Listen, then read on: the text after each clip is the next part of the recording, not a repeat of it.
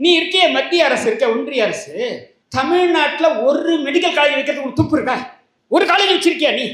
இன்னும் மதுரையில் எய்ம்ஸ்ன்னு வரல, இன்னும் செங்கல்ல தான் நிற்குது. செங்கல்ல கூட இல்லை. அவர் செங்கல்ல காமிச்சார் உதயநிதி. உண்மையில அங்கே ஒண்ணுமே கிடையாது. அப்படி ஒரு கல்லூரி கூட கிடையாது. நாங்கள் 36 காலேஜ் வச்சிருக்கோம். எங்க ஊர்ல எங்க காலேஜில் நாங்கள் என்ன அட்மிஷன் பண்ணணுன்றத உங்களுடைய இந்தியாவுடைய இறையாண்மை எப்படி பாதிக்கும்? இப்ப நடக்கிற நீட்டு என்எம்சியின் கீழ் இருக்கக்கூடிய அதிகாரத்தின் கீழ் நடக்கிற நீட்டு அப்படி நடத்துவதற்கு மத்திய அரசாங்கத்துக்கு அதிகாரம் இருக்கு. நாம் என்ன கேட்கிறோம்? நீ நடத்திக்கோ. எங்க ஊர்ல விட்டுரு. ஏன் விட்டுரு? கான்ஸ்டியூஷன்ல கன்கரண்ட் லிஸ்டா இருந்தா அதை மாநில அரசு செய்வதற்கு கான்ஸ்டியூஷன் அங்கீகாரம் தருது. நான் இன்னும் புதுசா கேட்கல. 2017 இந்த பிரச்சனை இருக்கு. அதிமுக அரசாங்கம் இப்போ ஒரு சட்டம் கொண்டு வராங்க, திமுக ஆதரித்தாங்க. இப்போ 2021 திமுக கொண்டு வந்தது, அதிமுக ஆதரித்தாங்க. யுனானிமஸா நிறைவேற அந்த சட்டத்துக்கு இன்று வரையில் அதை குப்பையில போட்டிருக்காங்க. அதை கவர்னர் என்ன பண்ணணும்? கன்கரண்ட் லிஸ்ட்ல ஒரு சட்டம் நிறைவேறினா என்ன பண்ணணும்? இவர் ஸ்டேட் லிஸ்ட்ல இருக்க சட்டத்துக்கே ஒப்புதல் தர மாட்டேன்றார். நம்முடைய 8 கோடி மக்களுடைய பிரதிநிதியா இருக்கக்கூடிய சட்டசபை ஏற்றக்கூடிய சட்டம் ஆகும். இவர் ஸ்டேட் லிஸ்ட்ல இருந்தா கூட அப்ப என்ன பண்றாங்க? தெலுங்கானா போச்சு, கேரளா போச்சு, பஞ்சாப் போச்சு, தமிழ்நாடு எல்லாம் உச்ச நீதிமன்றத்துக்கு இதான் முதல் முறையாக போனார்கள். எங்க பில்ல சட்டசபையில ஏற்ற சட்டத்தை ஒப்புதல் தராம இருக்காரு அப்படின்ட்டு உச்ச நீதிமன்றத்துக்கு போனதுக்கு அப்புறம் கடகடன்ட்டு சிலதெல்லாம் பண்ணாங்க, சிலதை பண்ணாம இன்னும் கூட வச்சுட்டு இருக்காங்க. கவலையப்படுறது இல்லை. இந்து சக்சஷன் ஆக்ட்ல 89ல கருணாநிதி பெண்களுக்கு ஆன்செஸ்டர் ப்ராப்பர்ட்டியில ஒரு பங்கு உண்டு என்று சொன்னார்கள் முதலாக. இப்ப 2005 தான் இந்தியா முழுவதும் ஆண்களுக்கு இணையாக பெண்களுக்கு சொத்தில் உரிமை உண்டு இந்து பெண்களுக்குன்னு வர்றதுக்கு முன்னாடியே சொன்ன மாநிலம் தமிழ்நாடு.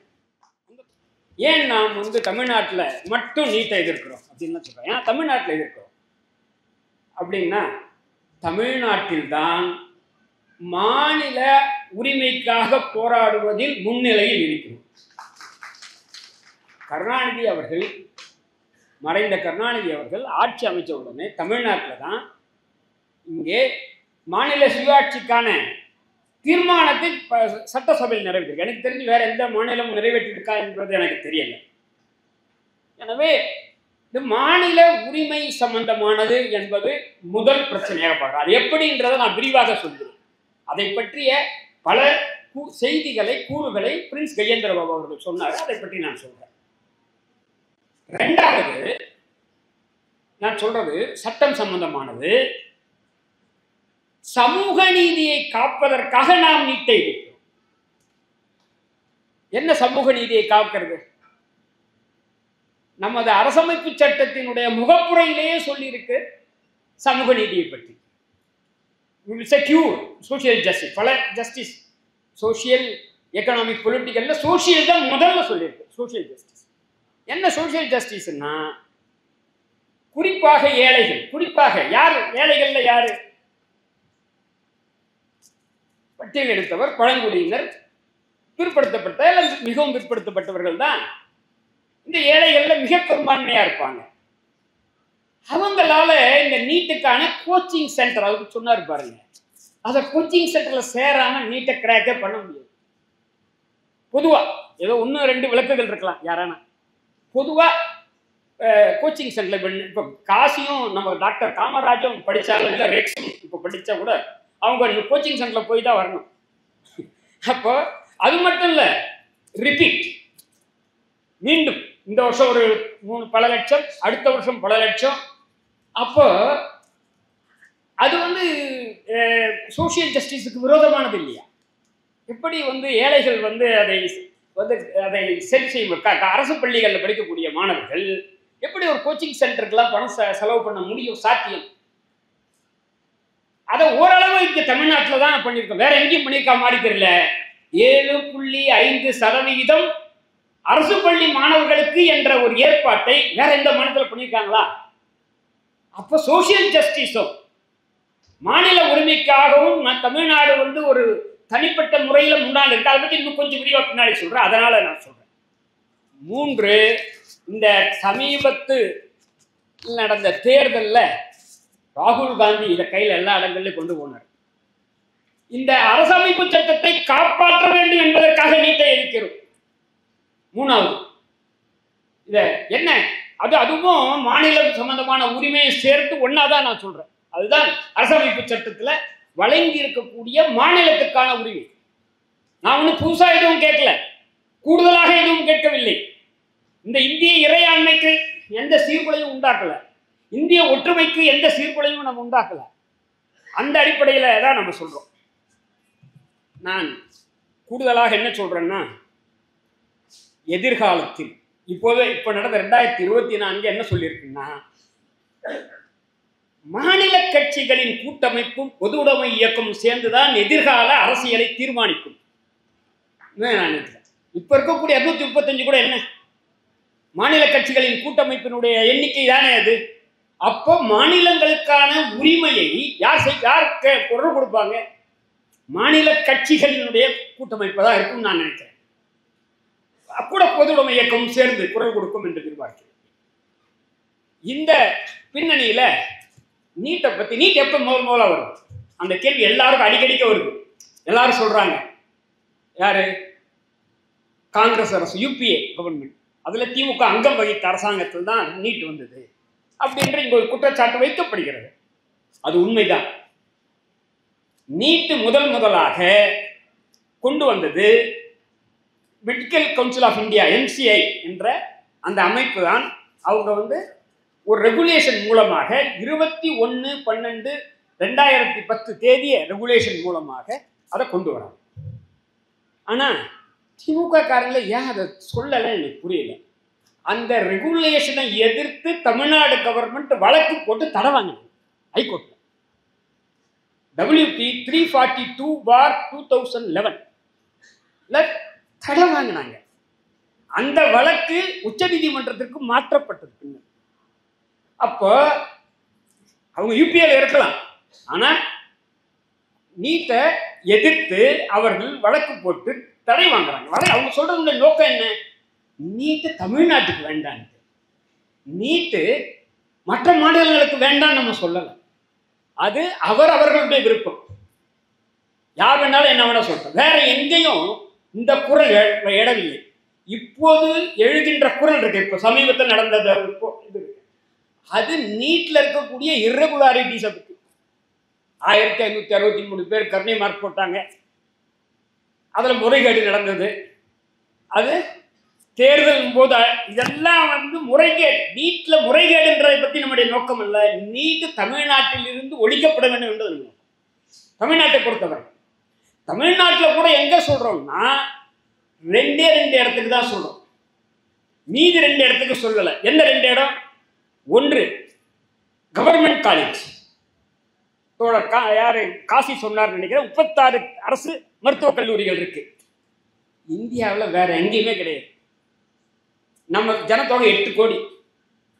உத்தரப்பிரதேச ஜனத்தொகை என்ன? 20 கோடி. அங்க என்ன, எங்க ஹைகோர்ட்டு கூட எங்க ஸ்ட்ரென்த் 75, அவங்க ஸ்ட்ரென்த் 160. ஆனால் தமிழ்நாட்டில் தான் பெண் உயர் நீதிமன்ற நீதிபதிகள் இந்தியாவிலேயே அதிகம். 75 தான் அதிகம், 160 இல்லை. அதான் சமூக நீதி. சமூக நீதினா என்ன அப்படின்னு கேட்குறாங்கல்ல. அப்போ இந்த என்ன 21/12/2010 வந்த அந்த ரெகுலேஷன்ல அவங்க national eligibility come entrance test MCI introduce பண்றாங்க. அதை திமுக போட்டு தடை வாங்குது. அந்த நேரத்தில் இதே மாதிரி பல வழக்குகள், 100க்கும் மேற்பட்ட வழக்குகள், 112 என்று ஒரு கணக்கு சொல்றாங்க. 100க்கும் மேற்பட்ட வழக்கு இவங்க கொடுத்த இந்த கையேட்டில் 80க்கும் மேற்பட்டன்னு சொல்லியிருக்காங்க. வழக்குகள் எல்லாம் உச்ச நீதிமன்றத்துக்கு பல மாநிலங்கள்ல உயர் நீதிமன்றத்தில் வழக்கு போட்டு தடை வாங்கினதுக்கு உச்ச நீதிமன்றத்திற்கு அந்த வழக்கு போகுது. அந்த வழக்கு இதுக்கு இடையில ஒன்று வர 2010 இந்த நீட்டை MCI இன்ட்ரடியூஸ் பண்ணும்போது திமுக அதுக்கு தடை வாங்கிடுது. அதே மாதிரி பல மாநிலங்களில் தடை வாங்குறாங்க. அதெல்லாம் வாங்கினது பிரைவேட் மெடிக்கல் காலேஜ். இந்த மாதிரி 2 அரசு தான் எனக்கு தெரிஞ்சு நீட்டை எதிர்த்து போராடினார்கள். ஒன்று தமிழ்நாடு, இன்னொன்று ஆந்திரா. 2 மாநிலம் தான் நான் நினைக்கிறேன். எது இருந்தால் சுட்டி காமிக்கலாம். ஏன்னா நான் படித்த அந்த தீர்ப்பிலே மாநில அரசு என்ற முறையில் இந்த 2 மாநிலங்கள் மற்றவங்கள பிரைவேட் காலேஜஸ் ஒன்று மைனாரிட்டி பிரைவேட் காலேஜஸ். எது மைனாரிட்டின்றது ரிலிஜியஸ் ஆர் லிங்குஸ்டிக், மதம் சம்பந்தமான கிறிஸ்டியன் மெடிக்கல் காலேஜ் போன்ற, அல்லது லிங்குஸ்டிக் மைனாரிட்டிஸ், அல்லது unaided self financing medical colleges. Mostly இவங்க தான் இந்த வழக்க போடுறாங்க. இந்த 2010 நீட் வரும்போது தமிழ்நாட்டில் என்னங்க நிலைமை? அதுக்காக தான் நம்ம சொல்றோம். இந்த நீட்டை நம்ம ஏற்கனவே பரிசோதனை பண்ணி பார்த்துட்டோம். இந்தியாவில் வேற யாரும் அந்த பரிசோதனையை பண்ணல, வேற யாரும் பண்ணல. 1984 எம்ஜிஆர் அவர்கள் முதல்வராக இருக்கும்போது தமிழ்நாடு ப்ரொஃபஷனல் கோர்சஸ் என்ட்ரன்ஸ் எக்ஸாமினேஷன்றதை அவர் இன்ட்ரடியூஸ் பண்றாரு. அவர் வந்து முதலாக நடைமுறைப்படுத்துறாரு. அதுக்கு முன்னாலாம் மெடிக்கலுக்கெல்லாம் வந்து முன்னைய பெரிய இடத்து பிள்ளைங்க, கலெக்டரோட பிள்ளைங்க, ஜட்ஜோட பிள்ளைங்க, இல்லை வசதியான இடத்து பிள்ளைகள் தான் இன்டர்வியூவில் மார்க் கட்டி பென்சிலில் மார்க் போடுவாங்க, தேவைப்பட்ட அழிச்சிக்கலாம். அப்படிதான் இருந்தது. அதில் மாற்றம் கொண்டு வந்தார் எம்ஜிஆர். அந்த என்ட்ரன்ஸ் எக்ஸாமினேஷன்ன்றது இருக்கே, நம்ம அதை காமன் என்ட்ரன்ஸ் டெஸ்ட் ரொம்ப, அது வந்து Tamil Nadu professional courses entrance examination. அதுக்கு 100 மார்க்கில் 50 மார்க் என்ட்ரன்ஸ் எக்ஸாம், மீதி 50 மார்க்கு பிசிக்ஸ், கெமிஸ்ட்ரி, பயாலஜிக்கு அப்படின்றதுக்கு. அதாவது வெயிட்டேஜ். எதுக்காக இதை நான் சொல்றேன்னா, +2 வாங்குற மார்க்கு கணக்கில் எடுத்துக்கொள்ளப்பட்டது. இப்ப இருக்க நீட்ல நீ ஒண்ணுமே மார்க் வாங்க வேண்டாம், +2 மார்க் தூக்கி குப்பைல போடலாம் கம்ப்ளீட்டா. நம்ம வச்சிருந்த அந்த என்ட்ரன்ஸ் எக்ஸாம்ல 50% மார்க்ஸ் வந்து entrance exam, 50% marks core subject physics, chemistry, biology எடுத்துப்பாங்க.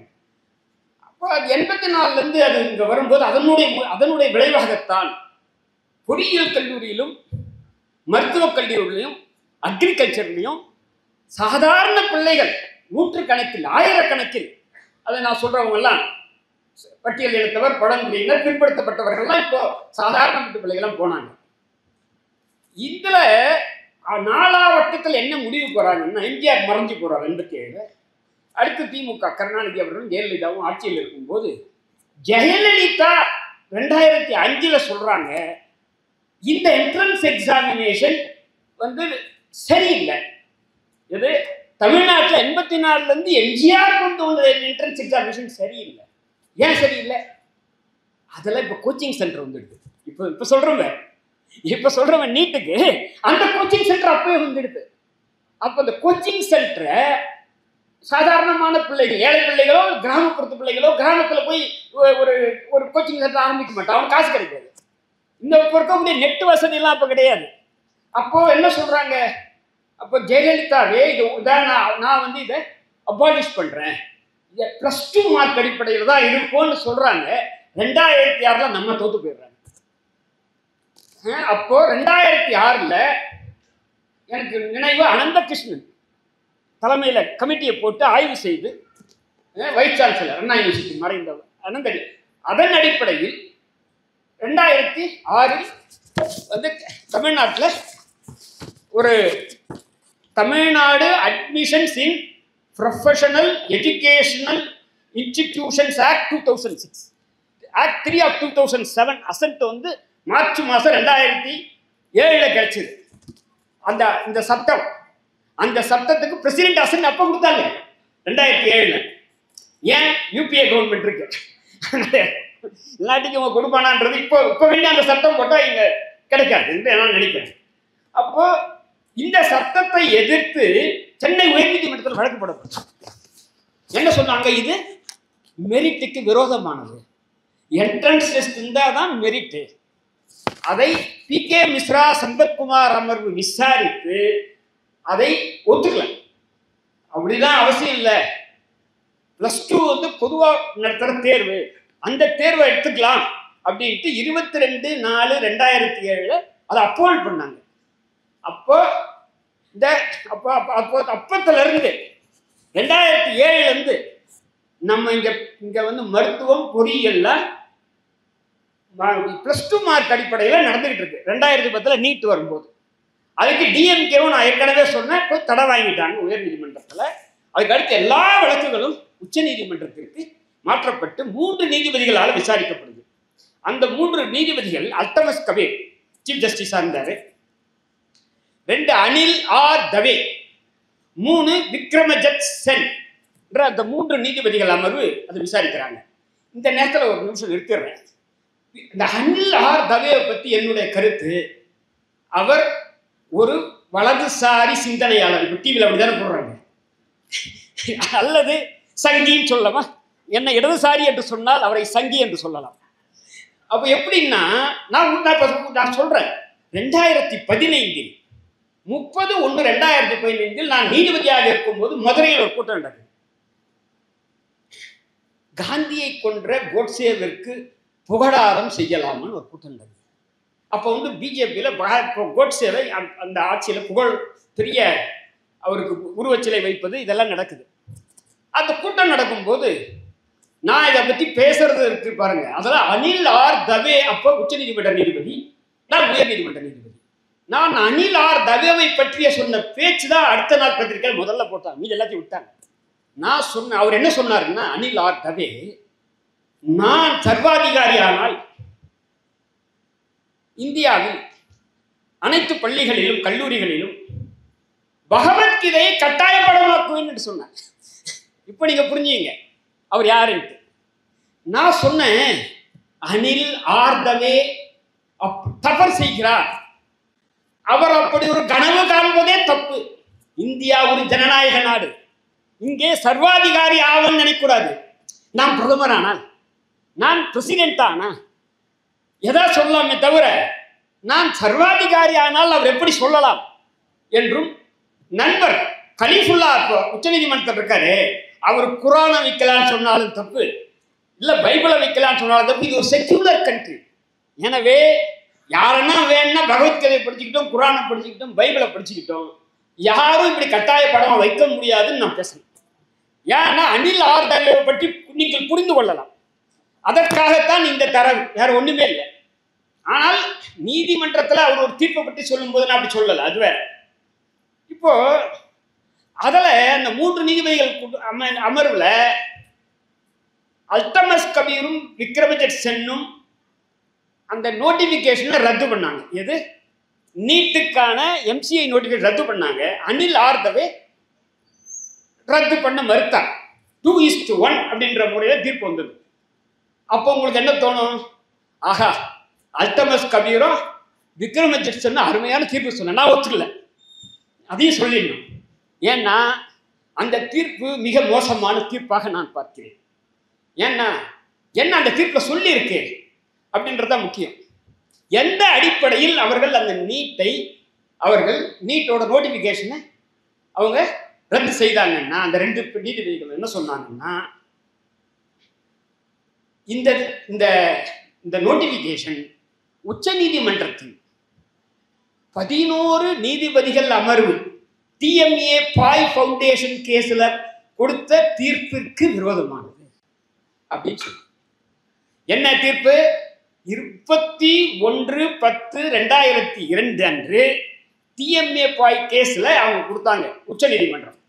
11 பெரிய அமர்வு, 13 கேசவானந்த பாரதி, அதுக்கு அடுத்து 11 நீதிபதிகள் தீர்ப்பு இந்த TMA பாய் ஃபவுண்டேஷன் கேஸ். அதை சொல்லி தான் அவங்க ரத்து பண்றாங்க.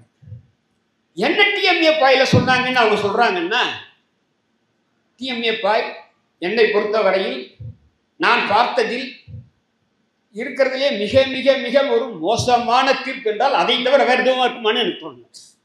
TMA பாய் தீர்ப்பை மாதிரி. ஏன்னா கல்வியை வணிகமயமாக்குவதை சட்டபூர்வமாக உச்ச நீதிமன்றம் ஏற்றுக்கொண்ட தீர்ப்பு. அதனால்தான் என்ன சொன்னாங்கன்னா, TMA பாயில இந்திய நீதித்துறை வரலாற்றில் முதல் முறையாக உச்ச நீதிமன்றம் வெட்கப்படும்படியாக ஷேம்ஃபுல் என்ன சொன்னாங்கன்னா, இந்த ப்ரொஃபஷனல் காலேஜஸ் இருக்கு பாருங்க, கல்லூரிகளை ஆரம்பிப்பதற்கான உரிமை இருக்கே கல்வி முதலாளிகள் அவர்களுக்கு, அது ஆர்டிகல் 19(1)G கீழ் அடிப்படை உரிமை என்றார். அப்படின்னா என்ன? இந்தியாவில் இருக்கக்கூடிய பிரஜைகளுக்கு கல்வி கற்பதற்கான உரிமை, அடிப்படை உரிமை இல்லை. உங்களுக்கு தெரியும், கல்வி கற்பதற்கான உரிமை 6 வயதில் இருந்து 14 வயதில் இருப்பவர்களுக்குத்தான் கல்வி கற்பது அடிப்படை உரிமை. மற்றபடி உயர்கல்விக்கான உரிமை எல்லாம் அடிப்படை உரிமை கிடையாது. ஆனால் கல்வி முதலாளிகள் இப்ப எப்படி இங்க ஒரு ஃபேக்டரி, ஒரு சிம்சன் ஃபேக்டரி மாதிரி, டிவிஎஸ் ஃபேக்டரி மாதிரி, இன்னும் ஏதோ ஒரு ஃபேக்டரி, இந்த மாதிரியாக கிட்டத்தட்ட 1901 அதுதான், நான் படிக்கல, தொழில் செய்வதற்கான உரிமை, ஆக்குபேஷன், அவோகேஷன், ப்ரொஃபஷன் உரிமையாக முதலில் டிஎம்ஏபாய் சொல்றாங்க. அதை டிஎம்ஏபாய் ஒட்டி வந்த 2 7 நீதிபதிகள் ஜட்ஜ்மெண்ட் வந்து ஒன்று இஸ்லாமிக் அகாடமி ஆஃப் எஜுகேஷன் அப்படின்றது ஒன்றும், 2003 14/8/2003 இதெல்லாம் நீங்க கூகுள்ல தேடி பார்க்கலாம். 2 Islamic academy of education, 3 12/8/2005 PA Inamdar case. இது 3 கிளிக் பண்ணா வரும். அதுவும் 7 நீதிபதிகள். அது 2 7 நீதிபதிகளும் 11 நீதிபதிகளை ஃபாலோ பண்ண தீர்ப்பு. அதுல என்ன இன்னும் கூட விரிவுபடுத்தி என்ன சொல்றாங்கன்னா, அன்எய்டட் காலேஜுக்கு ரிசர்வேஷன் பொருந்தாது, ஆர்டிகல் 15(4) பொருந்தாது. அதுக்குதான் நம்ம சண்டை போட்டோம். செண்பகம் துரைராஜன் வழக்கு ஞாபகம் இருக்கும், அதுக்குள்ள நான் போகல. அப்போ என்ன சொல்றாங்க, இதுல எல்பிஜியை சொல்றாங்க, கல்வியை சந்தையாக்குகிறார்கள், கல்வியை வந்து ஒரு ஒரு கமாடிட்டி என்று இந்த தீர்ப்பு சொல்லுது, டிஎம்ஏபாய் தீர்ப்பு. இதை ஏன் சொல்லுது, ஆர்டிகல் 41ல டைரக்டிவ் பிரின்சிபிள்ஸ் ஆஃப் ஸ்டேட் பாலிசியில ஸ்டேட்டோட எக்கனாமிக் கெப்பாசிட்டி கிடையாது. அதனால ஸ்டேட் என்ன பண்ணும், 500 இன்ஜினியரிங் காலேஜ் எப்படி வரும், ஆரம்பிக்கலாம். இவ்வளவு மெடிக்கல் காலேஜ் எப்படி வரும், நீ ஆரம்பிக்கலாம். எல்லாரும் ஆரம்பிக்கிறது சரிதான். இப்ப இருக்கக்கூடிய அரசினுடைய இந்த எல்பிஜி கொள்கையை நீதிமன்றத்தில் அப்ரூவல் கொடுத்தது முதல் அகத்தியமைப்பாய். அதுவும் எந்த அளவுக்கு போயின்னா, it is a fundamental right அப்படின்னு சொல்லிட்டாங்க. அதுல 2வது என்ன சொன்னாங்க, ரிசர்வேஷன் கிடையாதுன்னாங்க. அது சொன்னதுனால 93rd அமெண்ட்மெண்ட் ஆக்டை வந்து 2005 இமீடியட்டா கொண்டு வராங்க. 15(5) அப்படின்ற கான்ஸ்டிடியூஷன்ல சேர்க்கிறாங்க. 15(5)ல என்னன்னா, ஆர்டிகல் 15(4) தான் நமக்கு எல்லாம் தெரியும், ஃபர்ஸ்ட் அமெண்ட்மெண்ட் சொல்லுவோம்.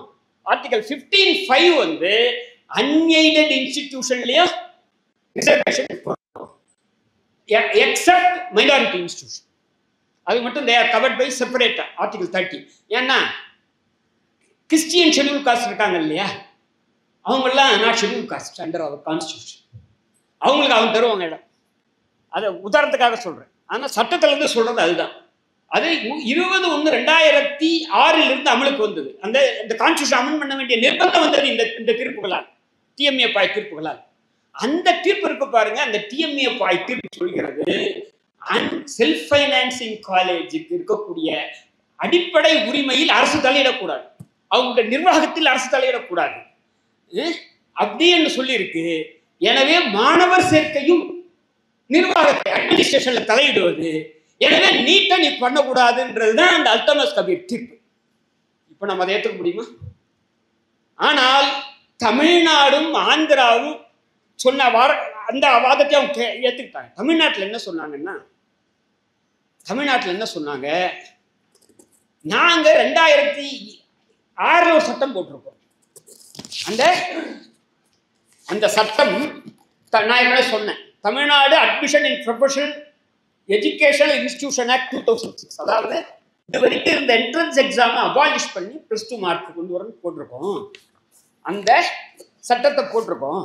அந்த சட்டத்துக்கு பிரசிடென்ட்டோட அசென்ட் கிடைச்சிருக்கு. பிரசிடென்ட்டோட அசென்ட் என்ன, கான்ஸ்டிடியூஷன்ல கேபினெட்டோட அப்ரூவல், பிரசிடென்ட் கிடையாது. Actually president will act based on the cabinet recommendation. அதுதான் அந்த அப்ரூவல் எங்களுக்கு அசென்ட் கிடைச்சிருக்கு. அதனால எம்சிஐ அவருக்கு பிரின்ஸ் கூட சொன்னார், எம்சிஐ பார்லிமெண்ட் கிடையாது. எம்சிஐயோட regulation called subordinate legislation. Subordinate legislation ஒரு மாநில சட்டசபை போட்ட சட்டத்தை ரத்து பண்ணாது, அதுக்கு மேல நிக்காது, பார்லிமெண்ட் பண்ணலாம், கன்கரண்ட் லிஸ்ட்ன்ற தொட்டு இது பண்ணாது அப்படின்னு அவங்க சொன்னாங்க. ஆந்திராவுக்கு வேற ஒரு காரணம் சொன்னாங்க, article 371D of the constitution. 371Dல அவங்களுக்கு சிறப்பு அந்தஸ்து இருக்கு. 371ABCDன்றதுல D வந்து சிறப்பு அந்தஸ்து இருக்கு. அதனால அவங்களுக்கு சொன்னாங்க. அப்போ மற்ற பிரைவேட் காலேஜஸ்க்கெல்லாம் அவங்க சொன்ன காரணங்கள்ல எனக்கு உடன்பாடு இல்லை. தமிழ்நாட்டுக்கு சொல்றதுல எனக்கு உடன்பாடு அல்தமஸ் கபீர். ஆனால் அனில் தவே அதில் கூட ஒத்துக்கல, முழுக்க அவர் சொல்லிட்டார். அப்போ இப்போ 2003 இந்த தீர்ப்பு வந்ததும் இவங்க என்ன பண்ணாங்க, யூபிஏ கவர்மெண்ட்டு, ஆஹா சரிப்பா அப்படின்ட்டாங்க, இல்லை உடனே ரிவ்யூ போட்டாங்க. அவங்க இந்த தீர்ப்பை பரிசீலனை செய்ய வேண்டும் என்று ரிவ்யூ போட்டாங்க. அதுக்குள்ள அல்தமஸ் கபீர் ரிட்டையர் ஆயிட்டு, சீஃப் ஜஸ்டிஸ் அவர் ரிட்டையர் ஆயிட்டு அங்கே தத்து சீஃப் ஜஸ்டிஸாக வர்றார்.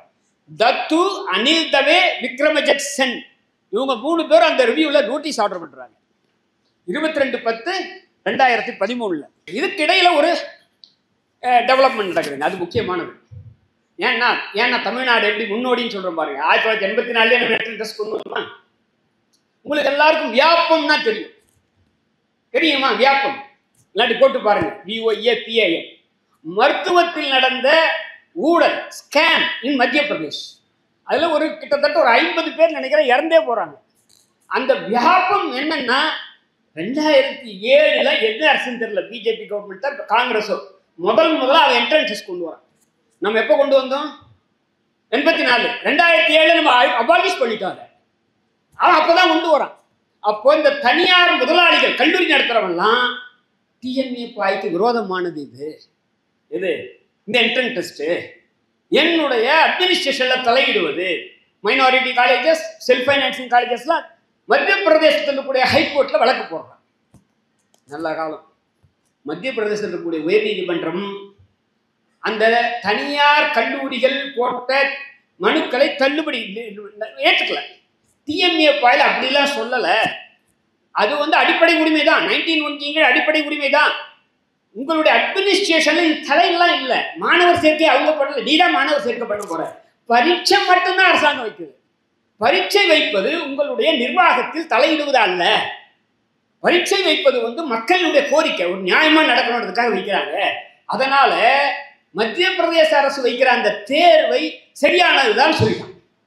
அப்ப என்ன பண்றாங்க முதலாளிகள்? சுப்ரீம் கோர்ட்டுக்கு போறாங்க.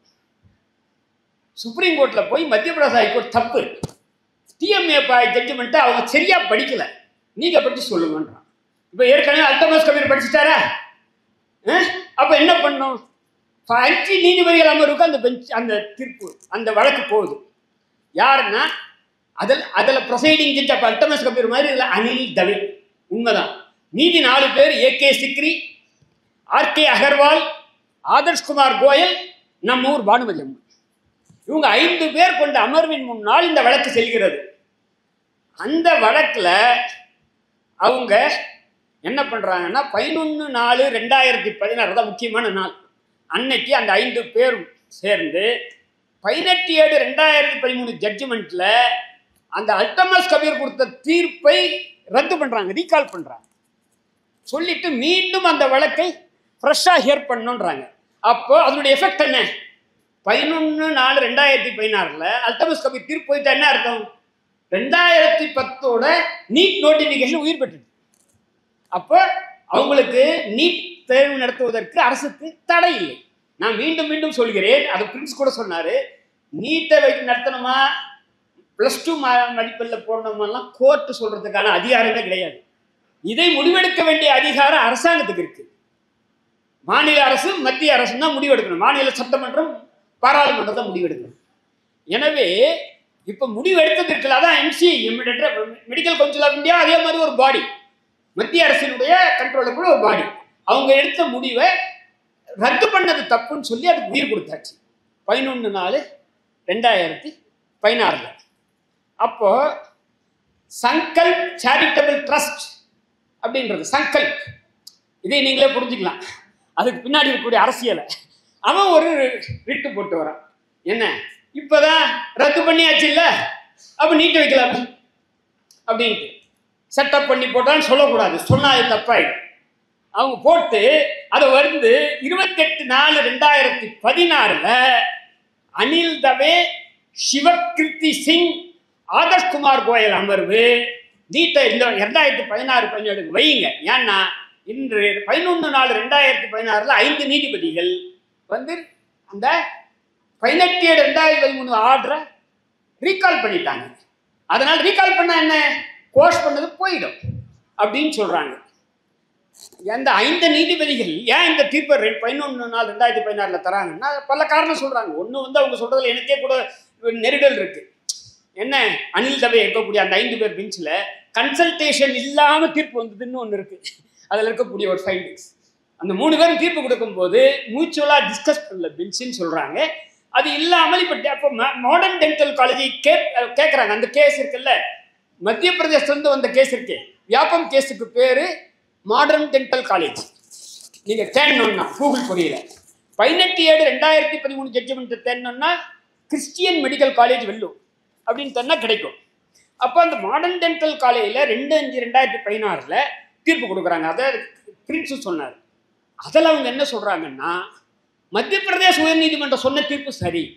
அப்படின்னா என்ன அப்படின்னா, இந்த அல்தமஸ் கபீர் கொடுத்த தீர்ப்பு தப்பு அப்படின்ட்டாங்க. என்ன, அரசு தேர்வு வைக்கலாம். எந்த அரசு தேர்வு வைக்கலாம்?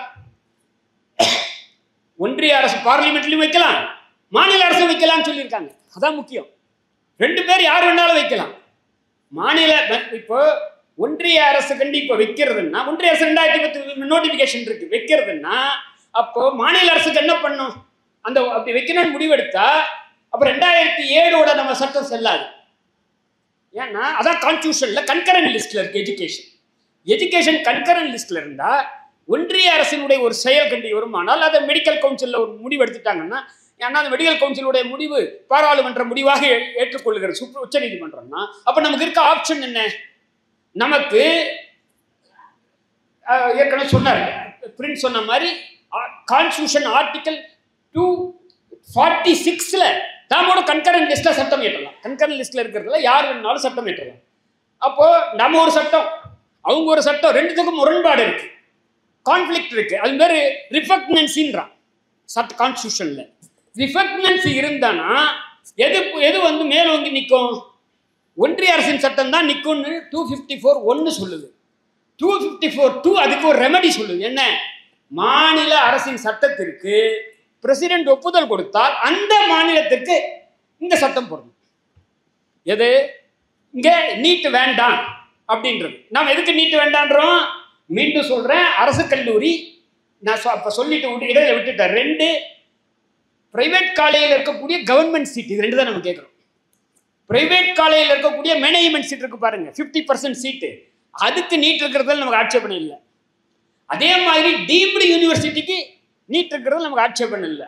நம்முடைய ஆட்சேபனை அரசு கல்லூரிகள் 36 கல்லூரிகள், கிட்டத்தட்ட அனதர் ஒரு 30-35 கல்லூரிகள் தனியார் கல்லூரிகள், இங்க இருக்கக்கூடிய 50% சீட்டு, இதுதான் நம்ம வந்து இதுல வந்து +2 அடிப்படையில் பண்ணோம் அப்படின்றது தமிழ்நாடு அரசினுடைய 2017 ஜனவரி 31 என்று நினைக்கிறேன், 31/2017 பன்னீர்செல்வம் முதல்வராக இருந்த போது ஒரு சட்டம் ஏற்றாங்க. இதே சட்டத்தை ஏற்றாங்க, நீட் வேண்டாம், நீட் விலக்கு வேண்டும் அப்படின்ட்டு ஏற்றி பிரசிடென்ட் ஒப்புதல் அனுப்புறாங்க. ஒப்புதலே வரல. அதுக்காக ஏடிஎம்கே ஆட்சியே போயிடுது. ஏடிஎம்கே ஆட்சி போகுது. இதுக்கிடையில் என்ன நடக்குது? 2019 ஒரு சட்டம் வருது, national medical commission act, NMC act அப்படின்றது வருது. அப்போ இந்த ஒரு இடையில ஒரு செய்தியை சொல்ல விட்டேன். என்னன்னா, இந்த 11/4/2016 அந்த 3 நீதிபதிகள் அமர்வுடைய தீர்ப்பை, அல்தமஸ் கபீர் தீர்ப்பை ரீகால் பண்ண உடனே அந்த நேரத்தில் இவங்க என்ன பண்றாங்கன்னா, அப்ப இருக்கக்கூடிய மோடி அரசு அவங்க என்ன பண்றாங்கன்னா, உடனடியாக ஒரு ஆர்டினன்ஸை போடுறாங்க. உடனடி ஆர்டினன்ஸ், ஏன்னா அப்போ பார்லிமெண்ட் நாட் இன் செஷன், அதனால உடனே ஆர்டினன்ஸ் போடுறாங்க. என்ன, அல்தமஸ் கபீர் தீர்ப்பில் ஒரு பிரச்சனை இருக்கு. என்ன பிரச்சனை? அது MCA உடைய சபார்டினேட் லெஜிஸ்லேஷன். அதுதானே குறை. அது ஒரு குறையா சொன்னாங்கல்ல, தமிழ்நாடு சொன்னதுக்கும் ஆந்திராவுக்கும் சொன்னாங்கல்ல. அதை கிளியர் பண்றதுக்காக மெடிக்கல் கவுன்சில் ஆஃப் இந்தியா ஆக்ட்ல 10D சேர்த்து 24/5/2016 நோட்டிபிகேஷன் வருது. கசட் நோட்டிபிகேஷன்ல ஆர்டினன்ஸ் 10D என்ன? 10D என்றது நீட்டுக்கானது. இப்போ 2010 நோட்டிபிகேஷன் படி நீட் நடக்கல, 2016-17 நீட் நடக்கிறது. 2010 மெடிக்கல் கவுன்சில் ஆஃப் இந்தியா கொடுத்தபடி அல்ல, காங்கிரஸ் கொடுத்தது அல்ல, 2016 போட்ட ordinance. 10D MCA act, medical council of India act 10D படி அந்த நீட் தேர்வு நடக்கும். அதுக்கு அடுத்து என்ன, அந்த ஆர்டினன்ஸுக்கு லைஃப் 6 மாதம். அதற்குள்ளாக அவங்க 5/8/2016 அவங்க அந்த பார்லிமெண்ட் கூடின உடனே சட்டத்தை நிறைவேற்றிருக்காங்க. 4/8/2016 பிரசிடென்ட் அசன்ட் வருது, 5/8 கெசட்ல பப்ளிஷ் ஆயிடுது 10D. அப்போ 10D என்பது ஒரு பார்லிமெண்டோட சட்டத்தின் கீழே நிமல் நீட். எம்சிஐயோட ரெகுலேஷன் கிடையாது, சபார்டினேட் லெஜிஸ்லேஷன் கிடையாது. அப்போ இந்த எம்சிஐ ஆக்ட் இருக்கு பாருங்க, அந்த ஆக்டே ரிப்பீல் பண்ணிடுறாங்க. எப்போ 2019. அந்த இடத்துல என்ன வருது, அந்த அந்த அந்த சட்டமே ரத்து செய்யப்பட்டு நேஷனல் மெடிக்கல் கவுன்சில் ஆக்ட் வருது. இதில் அது 10D, இங்கே செக்ஷன் 14 நீட் நடத்துவதற்கு அனுமதிக்கிறது. அப்போ 2019 இருக்கும்போது 2021 வர திமுக அரசு இங்கே வந்த உடனே முதலாக என்ன பண்றாங்க, அவங்க 13/9/2021 வந்து இங்கே யுனானிமஸா இங்கே சட்டசபையில் 2017 அதிமுக என்ன செய்தார்களோ அதே மாதிரி இவங்க சட்டம் போடுறாங்க. என்ன ஒரே ஒரு வித்தியாசம், அப்போ 10D section 10D medical council of இந்தியாவுக்கிட்ட நீட்டு இப்போது 2019 இருந்து என்எம்சி ஆக்ட் செக்ஷன் 14 படி நீட் நடக்குது. இப்போ நடக்கிற நீட்டு என்எம்சியின் கீழே இருக்கக்கூடிய அதிகாரத்தின் கீழ் நடக்கிற நீட்டு. அப்படி நடத்துவதற்கு மத்திய அரசாங்கத்துக்கு அதிகாரம் இருக்கு. நாம் என்ன கேட்கிறோம், நீ நடத்திக்கோ, எங்க ஊர்ல விட்டுரு. ஏன் விட்டுரு, கான்ஸ்டியூஷன்ல கன்கரண்ட் லிஸ்டா இருந்தா அது மாநில அரசு செய்வதற்கு கான்ஸ்டியூஷன் அங்கீகாரம் தருது. நான் ஒன்னும் புதுசா கேட்கல, டாக்டர் அம்பேத்கர் அதான் சொல்றாரு. என்ன சொல்றாருன்னா, இதில் வந்து இதில் ஒரு குற்றச்சாட்டு வைக்கிறாங்க கான்ஸ்டியூஷன் அசம்பிளியில். என்ன சொல்றாங்கன்னா, மாநிலங்களுக்கெல்லாம் உரிமையே இல்லை, இது ஒரு பஞ்சாயத்து மாதிரி இருக்குன்றாங்க. அதை மறுக்கிறார். கொஞ்சம் அது கூடுதலான விமர்சனம் என்று சொல்லி அம்பேத்கர் சொல்றாரு, இல்லை இது வந்து ஃபெடரல் ஸ்ட்ரக்சர்னு அவர் சொல்றாரு. சொல்லிட்டு ஏன் இந்த ஃபெடரல் ஸ்ட்ரக்சர் நான் சொல்றேன்னா, கான்ஸ்டிடியூஷன்லயே அதிகார பகிர்வு சொல்லியிருக்கு. பார்லிமெண்ட்ல போடுற சட்டத்தின் மூலமாக மாநிலத்துக்கான அதிகாரங்கள் பகிரப்படலை. கான்ஸ்டிடியூஷன்லயே சொல்லியிருக்கு. 7th ஷெட்யூல்ல 7வது அட்டவணை கான்ஸ்டிடியூஷன்ல list 1 central government union, list 2 state, list 3 concurrent list. Concurrent லிஸ்ட்ல 2 பேரும் சட்டம் ஏற்றலாம். இந்த 2 சட்டத்துக்கு முரண் இருக்குமானால் மாநில சட்டம் பிரசிடென்ட்டோட ஒப்புதல் பெறணும், கேபினெட் ஒப்புதல் பெற்றால் அந்த மாநிலத்துக்கு பொருந்தும். அவ்வளவுதான். இது என்ன புதுசா? 2-3 விஷயம் சொல்லிடுறேங்க. ஹிந்து மேரேஜ் ஆக்ட், அதுல தமிழ்நாட்டில் மட்டும்தான் செக்ஷன் 7 இருக்கு. 7A சுயமரியாதை திருமணம் இருக்கேன் இல்லையா? நம்ம தோட ராமமூர்த்தி கூட பெரியார் தலைமையில் தான் சுயமரியாதை திருமணம் பண்ணாங்க. அந்த திருமணம் சட்டப்படி செல்லாது, திருமணம் பண்ண போது செல்லாது அப்படின்னு நம்முடைய சென்னை ஹைகோர்ட் சொல்லியிருக்கு. யாருடைய வழக்கில்னா, இப்போ ஆசிரியர் வீரமணி இருக்காருல்ல, அவங்க மாமனார் வழக்கில் தான் தெய்வயானை ஆட்சி அப்படின்ற வழக்கில் சொல்லியிருக்கு சுயமரியாதை திருமணம் செல்லாது அப்படின்னு சொன்னாங்க. அதுக்காக தான் அண்ணா ஆட்சிக்கு வந்த உடனே 7A இன்ட்ரடியூஸ் பண்றாரு, பிரசிடென்ட் அசன்ட் வாங்குறாங்க. அதே மாதிரி IT act, industrial dispute act, லேபரும் concurrent list, marriage concurrent list.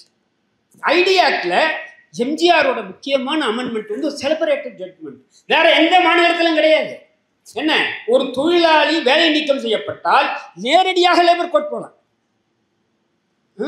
இதுக்கு அது வந்து 65 வந்தது. அதில் ஹிந்து கேஸில் தான், யூனியன் கேஸில். அதுக்கு முன்னாடிலாம் யூனியன் தான் ரைஸ் பண்ணணும். அப்போது இண்டிவிஜுவல் வந்து ரைஸ் பண்ண முடியல, அதனால் அந்த வழக்கே நீதிமன்றத்துக்கு போகலை.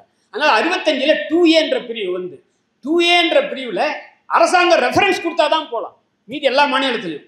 தமிழ்நாட்டில் மட்டும்தான் தொழிலாளி நேரடியாக கன்சிலியேஷன் வந்து ஒரு ஃபார்மாலிட்டி, அந்த ஃபெயிலியர் ரிப்போர்ட்டோட நேரடியாக லேபர் கோர்ட்டுக்கு போகலாம். அந்த அமெண்ட்மெண்ட் வந்தது எம்ஜிஆர் பீரியட்ல, எம்ஜிஆர் கொண்டு வந்தது. அதுவும் அதே மாதிரி சக்சஷன் இருக்கு பாருங்க. இந்து சக்சஷன் ஆக்ட்ல 89ல் கருணாநிதி பெண்களுக்கு இங்கேயும் என்டி ராமராவும் பெண்களுக்கு ஆன்செஸ்ட்ரல் ப்ராப்பர்ட்டியில் ஒரு பங்கு உண்டு என்று சொன்னார்கள் முதலாக. இப்போ 2005 தான் இந்தியா முழுவதும் ஆண்களுக்கு இணையாக பெண்களுக்கு சொத்தில் உரிமை உண்டு, இந்து பெண்களுக்குன்னு வர்றதுக்கு முன்னாடியே சொன்ன மாநிலம் தமிழ்நாடு 59. இப்போ சமூக நீதிக்காக அப்போ கன்கரண்ட் லிஸ்ட்ல இருக்கக்கூடியதுல சட்டம் இயற்றுவதும் அதற்கு அனுமதி வாங்குவதும் வழக்கமா நடக்கிறது, கான்ஸ்டியூஷன்ல இருக்கிறது. இவர் இப்போ நம்ம 2017 இந்த பிரச்சனை இருக்கு. அதிமுக அரசாங்கம் இப்போ ஒரு சட்டம் கொண்டு வராங்க, அது யுனானிமஸா நிறைவேறுது, திமுக ஆதரித்தாங்க. இப்போ 2021 திமுக கொண்டு வந்தது அதிமுக ஆதரித்தாங்க. யுனானிமஸா நிறைவேற அந்த சட்டத்துக்கு இன்று வரையில் அதை வந்து குப்பையில போட்டிருக்காங்க. அதை கவர்னர் வந்து என்ன பண்ணணும், கன்கரண்ட் லிஸ்ட்ல ஒரு சட்டம் நிறைவேறினா என்ன பண்ணணும், இவர் ஸ்டேட் லிஸ்ட்ல இருக்க சட்டத்துக்கே ஒப்புதல் தர மாட்டேன்றார். தயவு செய்து உன்னிப்பாக கவனியுங்கள். இவர் ஸ்டேட் லிஸ்ட்ல இருக்கிற சட்டத்துக்கே ஒப்புதல் தர மாட்டேங்கிறார். அவர் ஒப்புதல் தராமல் அது நம்முடைய 8 கோடி மக்களுடைய பிரதிநிதியா இருக்கக்கூடிய சட்டசபை ஏற்றக்கூடிய சட்டம் ஆகும். இவர் ஸ்டேட் லிஸ்ட்ல இருந்தா கூட அப்ப என்ன பண்றாங்க, தெலுங்கானா போச்சு, கேரளா போச்சு, பஞ்சாப் போச்சு, தமிழ்நாடு எல்லாம் உச்ச நீதிமன்றத்துக்கு இதான் முதல் முறையாக போனார்கள். எங்க பில்ல சட்டசபையில ஏற்ற சட்டத்தை ஒப்புதல் தராம இருக்காரு அப்படின்ட்டு உச்ச நீதிமன்றத்துக்கு போனதுக்கு அப்புறம் கடகடன்ட்டு சிலதெல்லாம் பண்ணாங்க, சிலதை பண்ணாம இன்னும் கூட வச்சுட்டு இருக்காங்க, கவலையப்படுறது இல்லை. பேரறிவாளன் வழக்கிலையும் அதான் 7 பேர் தீர்ப்பு, இதுலையும் 7 பேருடைய விடுதலை சம்பந்தமாகவும் அதான். விக்கி பானு கேஸுக்கு அவர்கள் ஒரு நீதி சொல்லுவார்கள், இங்க தமிழர்களுக்கு 7 பேருக்கு ஒரு நீதி சொல்லுவார்கள்.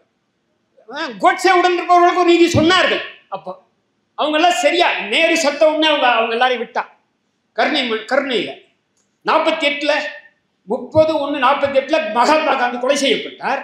அதிலே ஆயுள் தண்டனை பெற்றவர்கள் 1964 செப்டம்பர்ல ரிலீஸ் ஆகிறாங்க.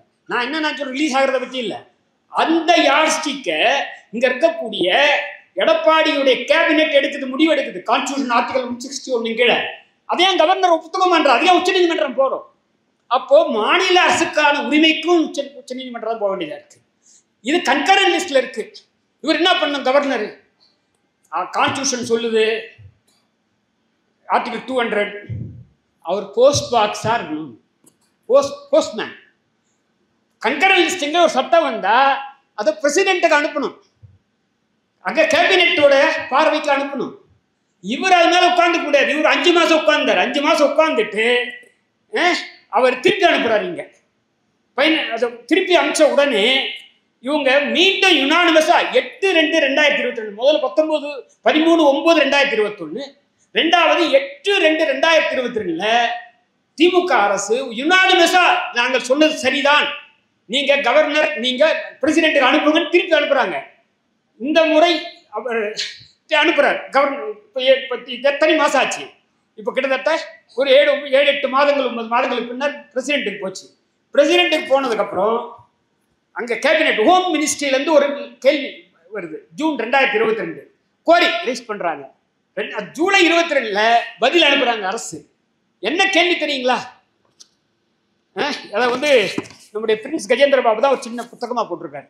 இந்த கேள்வி எல்லாம் என்ன கேள்வி தெரியுங்களா, தமிழ்நாடு சட்டசபையில் அதிமுகவும் திமுகவும் இயற்றிய இந்த சட்டங்கள் இந்திய இறையாண்மைக்கு எதிரானது, சாவர்னிட்டி நீங்க தாங்க முடிவு பண்ணணும். ஏங்க நான் எங்க ஊர்ல தேர்வை நான் வந்து +2 அடிப்படையில் மாணவர் சேர்க்கை எங்க காலேஜில் வச்சுக்கிறேன். நீ இருக்க மத்திய அரசு இருக்க ஒன்றிய அரசு தமிழ்நாட்டில் ஒரு மெடிக்கல் காலேஜ் வைக்கிறதுக்கு துப்பு இருக்கா? ஒரு காலேஜ் வச்சிருக்கியா நீ? இன்னும் மதுரையில எய்ம்ஸ் இன்னும் வரல, இன்னும் செங்கல்ல தான் நிற்குது. செங்கல் கூட இல்லை. அவர் செங்கல்ல காமிச்சார் உதயநிதி, உண்மையில அங்கே ஒண்ணுமே கிடையாது. அப்படி ஒரு கல்லூரி கூட கிடையாது. நாங்கள் 36 காலேஜ் வச்சிருக்கோம். எங்க ஊர்ல எங்க காலேஜில் நாங்கள் என்ன அட்மிஷன் பண்ணணுன்றத உன்னுடைய இந்தியாவுடைய இறையாண்மை எப்படி பாதிக்கும்? அதோட இல்லை, இந்தியாவினுடைய யுனைட்டி அண்ட் இன்டெகிரிட்டிக்கு விரோதமான, இந்தியாவினுடைய ஒற்றுமைக்கும் என்ன யுனைட்டி அண்ட் இன்டெகிரிட்டி விரோதமானது. இதுக்கு நாங்கள் பதிலும் சொல்லி தொலைகிறோம். யாரே அரசு பதில் சொல்லியிருக்கு, சொல்லி இப்போ 2 வருஷம் ஆச்சு. பிரசிடென்ட் அம்மா என்ன பண்றாங்க, பிரசிடென்ட் மேல குற்றம் இல்லை, கேபினெட். ஏன்னா பிரசிடென்ட்டை பொறுத்தவரையில நம்முடைய கான்ஸ்டியூஷனல் ஸ்கீம்ல அவங்க ஒரு ரப்பர் ஸ்டார். நான் சொல்ல, அம்பேத்கர் சொன்னது, தே ஆர் ஆர்னமெண்டல்ன்றார். அவங்களுக்கு எந்த அதிகாரமும் கிடையாது, கேபினெட் சொல்றதா அவங்க முடிவு எடுக்கணும். அதுதான். அப்போ இதுதான் இப்ப இருக்கக்கூடிய இந்த பிரச்சனை. எனவே நாம் வந்து இப்ப மீண்டும் சொல்கிறேன், நாம் இதை கோரிக்கை இருக்கு பாருங்க, அரசமைப்பு சட்டத்தை காப்பதுதான் நம்முடைய வேலை. அரசமைப்பு சட்டத்துல எங்களுக்கு மாநிலங்களுக்கு கொடுத்திருக்கக்கூடிய உரிமை நாங்கள் சட்டம் இயற்றுவதற்கான உரிமை. எங்களை தேர்ந்தெடுத்தது அதுக்காக தான் தேர்ந்தெடுத்திருக்காங்க. அப்படி தேர்ந்தெடுத்தால் அந்த சட்டத்துக்கு நீ ஒப்புதல் கொடு அப்படின்றதான் கேட்கிறோம். இது ஏற்கனவே இருக்கு, 2007 இருந்து இருக்கு. நாங்க இந்த 2016 வரைக்கும் இருக்கு. 2016 கூட நமக்கு எக்ஸம்ஷன் கொடுக்குறாங்க, 2016 கொடுக்குறாங்க. 16க்கு அடுத்து தான் வருது. ஜெயலலிதா உயிரோடு இருக்க வரைக்கும் அந்த அம்மா சண்டை போட்டு வாங்குது. அதில் அந்த 2016 அந்த வருஷத்துக்கு விலக்கு கொடுக்குறாங்க. அப்போ இதான் நம்ம கேட்கிற கோரிக்கை. இதுதான் சட்டப்படி நமக்கு அந்த அரசமைப்பு சட்டம் வழங்கக்கூடிய இந்த உரிமை. கன்கரண்ட் லிஸ்ட்ல இருக்கக்கூடிய ஒரு சப்ஜெக்ட் சம்பந்தமாக சட்டம் இயற்றும் உரிமை நமக்கு இருக்கு. அது இல்லாம ஏற்கனவே சொன்னாங்க, நமது ஸ்டேட் லிஸ்ட் இருக்கு பாருங்க, மாநில பட்டியல் என்ட்ரி 6ல public health, sanitation, hospital, dispensary எல்லாம் முழுக்க முழுக்க ஸ்டேட் லிஸ்ட். யூனிவர்சிட்டி முழுக்க முழுக்க ஸ்டேட் லிஸ்ட். அப்ப நீ இதை என்ன பிரச்சனை? இதுல சட்டம் இயற்றுவதில் என்ன பிரச்சனைன்னா, இது எல்லாத்துக்குமே காரணம் என்ன? எல்லாமே 1975-76 42வது அரசியல் சட்டத்திற்கு மூலமாக கல்வி பொதுப்பட்டியலுக்கு போனது தான். இப்போ மாநில பட்டியலில் இருந்தால் அவனுக்கு சட்டம் போடுறதுக்கு அதிகாரம் கிடையாது. மாநில பட்டியலில் இருந்தால் இப்படி ஒரு NMC ஆக்ட்ல செக்ஷன் 14 செல்லாது, மெடிக்கல் கவுன்சில் ஆஃப் இந்தியா ஆக்ட்ல செக்ஷன் 10D செல்லாது. இதுதான் நான் அதை பத்தி விரிவா பேசல. ஏன்னா 1950 இருந்து இன்று வரை, குறிப்பாக எமர்ஜென்சி காலத்துல பல உரிமைகள், மாநில உரிமைகள் பறிக்கப்பட்டது.